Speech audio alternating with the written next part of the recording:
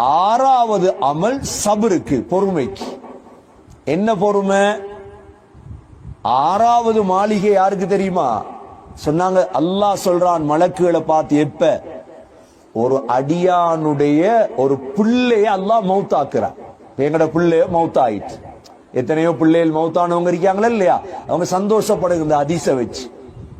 அல்லாஹ் மலக்குகள்கிட்ட கேட்கிறானாம், எனது அடியானுடைய பிள்ளைய கொண்டாந்துட்டீங்களே, கபல்தும் வலத அப்தி. மலக்குகள் சொல்றாங்க, ஆமியா அல்லாஹ் கொண்டாந்துட்டோம். அல்லாஹ் சொல்றானாம், கபல்தும் சமரத ஃபுஆதி.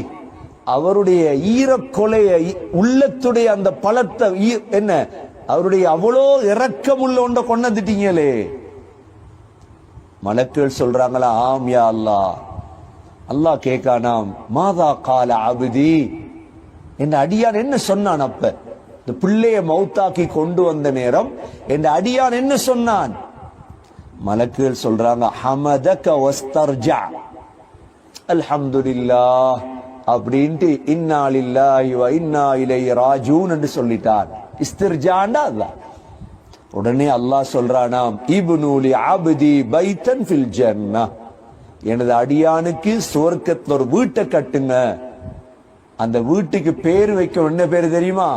என்ன மன்சில்? பைத்துல் ஹம்த் என்று பேர் வைங்க, புகழுக்குரிய வீடு.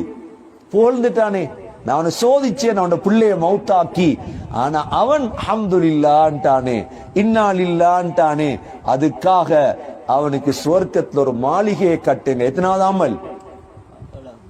ஆறாவது அமல் சபருக்கு, பொறுமைக்கு. என்ன பொறுமை?